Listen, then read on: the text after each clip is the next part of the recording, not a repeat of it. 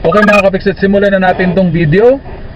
Marami po kasi nagtatanong kung pwede ba na from highest gear to lowest gear in an instant sa iyong pagmamaneho.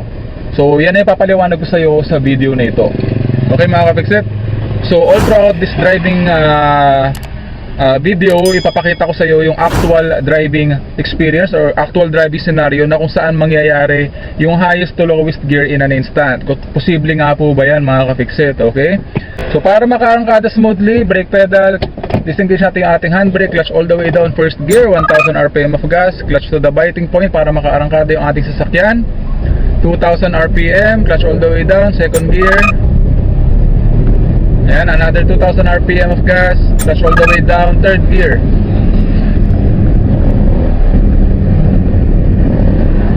Naka third gear po tayo ngayon mga kapiksit. And we go about this roundabout mga kapiksit ng tama. Dito po tayo dadaan. Ayan. Marami po nagkakamali rito sa roundabout na ito. Doon sila sa kabilang side dumadaan, which is mali po mga kapiksit. Kasi maaaring mag-cause ng aksidente yun. So ayan, third gear, clutch all the way down, fourth gear at 2000 RPM, 2000 RPM of gas ulit, clutch all the way down, fifth gear. Naka fifth gear po tayo ngayon, which is the highest gear sa sasakyan na ito. Bigla natin kinailangan huminto. Tatabi ako ng kalsada, clutch all the way down, brake pedal, hinto tayo dito sa gilid ng kalsada. Ayan. Tapos kailangan ko ulit umarangkada. So pwede po yan from 5th gear, ilalagay ko sa 1st gear diretso para makaarangkada po smoothly ulit yung ating sasakyan from standstill. Okay? So may mga certain scenario kasi na kung saan mula sa pinakamataas na gear, kailangan mo siyang ilipat sa pinakamababang gear, which is the 1st gear mga kapiksit. Like sa mga scenario na halimbawa na lamang habang nagmamaneho ka, biglang may tumawid at kinailangan mong pumreno. So basically, kapag kailangan mo pumreno ng biglaan, hindi mo na iisipin yung pag downshift pa to 4th, 3rd, 2nd, no? Talagang magko-concentrate ka na lamang dyan sa pagpreno para makahinto ka just in time para hindi mo mabangga yung biglang tumawid na yon. So habang papahinto ka nun, at pag slow na rin yung speed mo, kailangan mo na rin tapakan yung iyong clutch all the way down para hindi ka mamatayan ng makina. Okay? So paggaling doon sa scenario na yon, pwede mo nang ilagay yung iyong gear, yung transmission from 5th gear to 1st gear para makaarangkada ka ulit smoothly. Okay? Doesn't matter kung ang highest gear man ng sasakyan is 6th gear or 5th gear o 6th or 5th, pwede mo nang ilagay yan sa 1st gear kung nakahinto na yung iyong sasakyan or very slow na yung takbo ng iyong sasakyan at 10 kilometers per hour and below mga kapiksit. Okay? So be mindful lamang sa speed ng iyong sasakyan kasi halimbawa nasa highest gear ka tapos nag-slow down ka at ang speed ng iyong sasakyan is around 30 kilometers per hour pa or 20 kilometers per hour pa, kapag bigla mong nilagay yan sa lowest gear, which is 1st gear, may experience mo yung severe engine braking. Yung biglang habang nagmamaneho kang gano'n, biglang parang pigil yung takbo ng iyong sasakyan. Severe engine braking po ang tawag doon, na kung saan yung speed na kasalukuyan tinatakbo ng iyong sasakyan is not meant or hindi bagay dun sa 1st gear na kung saan ipinasok mo yung iyong transmission. So makakasama rin po yan sa iyong transmission at sa iyong pagmamaneho, lalong-lalo na kung meron kang mga pasahero, kasi hindi po maganda talaga yung severe engine braking sa pakiramdam, no? Okay? So all throughout this driving experience mga kapiksit, sa pag-aaral mo pala mo magmaneho, malalaman mo na ano ba yung sapat na RPM level para sa bawat cambio, ano ba yung speed na kayang i-handle ng bawat transmission gear, no? Para makasanayan mo yan, mga kapiksit, at alam mo kung saang transmission gear mo ilalagay yung iyong transmission, no?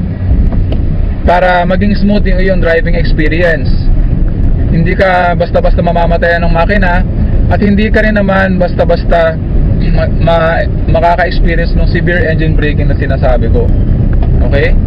So ayan, halimbawa nagmamaneho tayo dito sa kalsada na ito at kailangan ko lumiko rito. Ayan, nakasignal na po ako mga kapiksit. At tayo po ay diretso sa kalsada na ito. Ayan, 2000 RPM of gas, 4th gear. Ayan, tuloy-tuloy naman yung ating pagmamaneho. 2,000 RPM of gas, clutch all the way down, 5th gear. Okay? Sa sunod na intersection, may biglang lumabas sa sasakyan. Diba? Halimbawa lang naman. Kinailangan mong pumreno.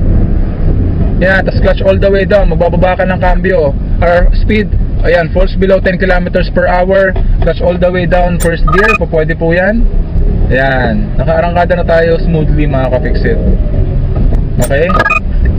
So, ginawa ko po yan as safest as possible mga ka-fixit. Wala naman po nakasunod na sasakyan sa atin sa likod. Kita ko po yan sa aking side mirrors, door mirrors, and rear view mirrors mga ka-fixit. At pwede rin naman po doon sa scenario na yon, second gear ko pinasok yung ating transmission. Pero I'm demonstrating sa iyo kasi from highest gear to lowest gear in an instant. So 5th to 1st mga ka-fixit. So possible po yan, and I forgot to mention mga ka-fixit na yung method nga po pala na ito na pagkambyo na nag-skip ka ng gear is tinatawag po natin na block gear change mga ka-fixit, block gear change, which basically mean nag-skip po tayo ng gear. So upshift man or downshift, it doesn't matter, basta nag-skip ka ng gear, block gear change po ang tawag dyan. So from 5th gear, tumalon ka ng 3rd gear, or from 3rd gear, tumalon ka ng 1st gear. Kung upshift man yan, from 1st gear, tumalon ka ng 3rd gear. So block gear change po ang tawag doon mga ka-fixit. Meron na rin po akong ginawang detailed video tungkol dyan, at maglalagay ako ng link ng video na yun sa upper right portion ng video na to, sa description below para mapanood mo. So sana nasagot ko yung tanong ng iba nating mga ka-fixit na hesitant pa na kumambyo from highest gear to lowest gear. So possible po yan mga ka-fixit on certain scenarios, pero bihirang-bihira pong mangyari. Usually yung block gear change nangyayari yan from 5th gear bababa mo ng 3rd gear, or from 4th gear bababa mo ng 2nd gear. Yan yung mga usually nangyayari. Or 3rd gear bababa mo ng 1st gear. Yan, bihirang-bihira rin pong mangyari yung block gear change na from 1st gear kinailangan mo mag 3rd gear, or from 3rd gear kinailangan mo mag 5th gear. Bihirang-bihira pong mangyari yon. May mga certain scenarios na nangyayari yun, pero bihirang-bihira po. Kasi pag upshift, para smooth po yung acceleration ng sasakyan, kailangan dadaanan mo yung bawat gear. So 1st, 2nd, 3rd, 4th, and 5th, 6th kung meron ka mga 6th gear mga ka-fixit. Okay?